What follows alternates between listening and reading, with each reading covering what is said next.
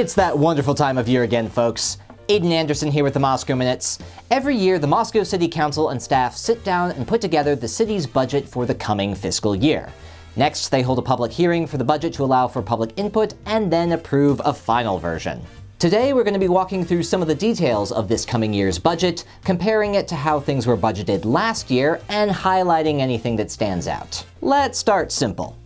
The budget summary for fiscal year 2025 is 323 pages long, and the budget document for fiscal year 2026 is 350 pages long, which is 27 pages longer than last year. Now, you might think that reading over 650 pages of budget sheets in order to make comparisons would be a tedious task. And you'd be right. That said, this is the most critical piece of paperwork the city interacts with every year, and it would be unwise for any engaged citizen of Moscow not to examine it in full to the best of their ability. Each year, the budget opens with a letter from the mayor. This letter works to summarize the budget, explain any particular projects or issues that the city is focusing on with its finances, and any further reasoning for the budget being the way it is from the mayor's perspective, alongside notes of appreciation for the council and staff that made it all possible. The opening letters year by year are pretty similar to each other. That makes it easy to look at them side by side and make comparisons. In fiscal year 2025, the city passed a budget of $133,145,026. For fiscal year 2026, the city is looking at a budget total of $139,530,049. This is a $6,385,023, or roughly 4.6% increase from last year. Next up, budget priorities. Each year, the mayor highlights certain projects and issues that the city has decided to focus on with its finances going into the fiscal year. I'd recommend you get yourself some coffee and settle in for the ride. First up, finding an alternative water supply for the city. In 2025, the city allocated $80,000 for the pursuit and development of plans for an alternate water supply, plus an additional $182,500 for developing a 10% engineering design for a permanent alternate supply. For fiscal year 2026, the city has allocated $330,000 for its alternative supply study, with the Idaho Water Resource Board contributing $182,500 and the Palouse Basin Aquifer Committee contributing $153,341 in funding to develop that same 10% engineering design. Next up, fire and EMS. In 2025, the city allocated $50,000 to fund hiring 3 full-time paramedic and firefighter positions. In 2026, they are continuing to fund those positions with additional funding for stipends to fund coverage during holidays and summer breaks when there may be staff shortages. Next up, replacing the emergency communication system. In 2025, funding was not specified in the opening letter, but the city was focused on the completion of the new radio system. In 2026, the opening letter similarly does not specify funding, but describes it as the remaining amount for a new radio system, indicating that the city looks to be closing this item up by the end of the coming fiscal year. Number 4, the city shop. $5,291,174 was allocated last year to construct a new shop facility. This year, $3,397,577 is being allocated to complete the construction of the new shop facility, as well as to complete renovations to the existing city shop. Number 5, insufficient staff. In 2025, the city increased its family medical insurance premiums by 5%, from 55% to 60%, and added a 4% cost of living increase to its salaries. This year, that same insurance premium increase, now from 60% to 65%, and cost of living increase of 4%, are on the table. Roadway improvements. In 2025, the city was looking at $2,611,058 in funding for projects including the Surface Treatment Program, the White Avenue Pavement Restoration Project, the Public Avenue Local Highway Safety Improvement Program, some Mountain View Road improvements, and the South Main Pedestrian Underpass project. For 2026, they're looking at $3,057,400 in funding for projects including the city's surface treatment program, as well as similar improvements to Mountain View Road and the South Main Underpass project. This is an increase of $446,342 from last year. Lastly, the Downtown Streetscape project. In 2025, the city focused on incremental changes to the downtown streetscape piece by piece. In 2026, the budget includes $250,000 to fund designs for targeted roadway improvements, including an event safety barricade system. Double lastly, affordable housing concerns. I say double lastly because while this was listed as a budget priority in fiscal year 2025, it does not appear in the opening letter for fiscal year 2026. This is likely because the city has used up the remaining $50,000 in ARPA funding, which was a part of the city's Affordable Homeownership Opportunity Grant. With the funding used up, it no longer appears as a separate budget priority. That about sums up the budget priorities. Next, the opening letter for both budgets goes through the extenuating circumstances in which the budgets were formed. In 2025, the mayor noted how heavy inflation had impacted the costs of city services and limited the buying power of city employees with the city's limited ability to increase salaries. As a result, the council took the statutory 3% property tax increase plus the additional 1% of the foregone balance, putting the city's property tax levy at $7,568,502.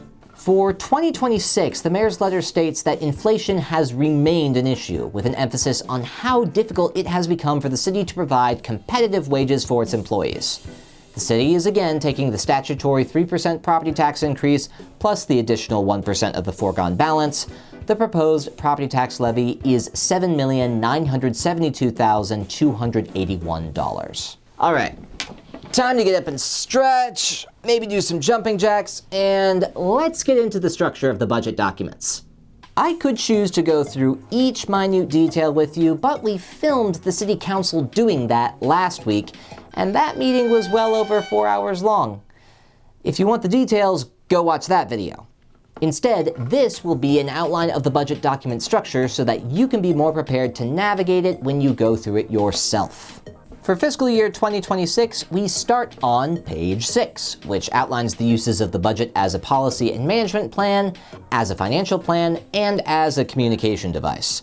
We move on to pages detailing the organizational structure of the city, as well as its major funds. These funds are split like so. First, we have governmental funds specific to government operations and services. Second, we have proprietary funds, which are in turn split into enterprise and internal service funds. Enterprise funds are managed similar to private organizations and include the funds for water, sewer, stormwater, and sanitation services. Internal service funds are allocations made to other city funds for cost reimbursements needed for city fleet maintenance and IT services. We then get a look at the city's budgeting process, calendar, and strategic plans starting on page 12. By page 14, we see a couple of the budget highlights. This is where the city has chosen to focus on revenues such as property taxes and on revenue outflows like the city's general fund. Here's a quote from this section on all of that. The proposed budget includes a fiscal year 2026 property tax amount of $9,019,281.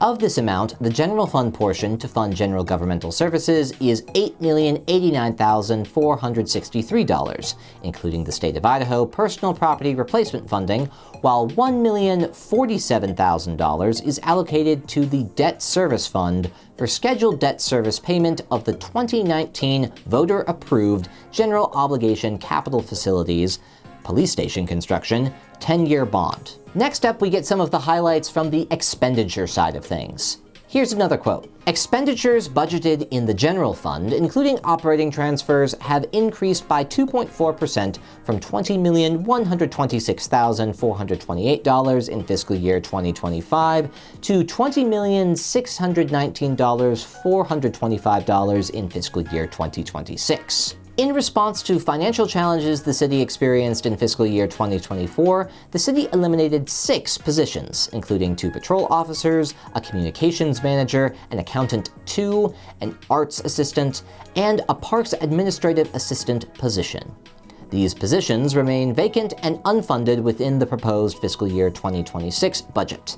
Additionally, for fiscal year 2026, the Administration Executive Assistant position, previously shared between Administration and the Arts Department, has been eliminated, and the duties have been distributed to other existing staff members.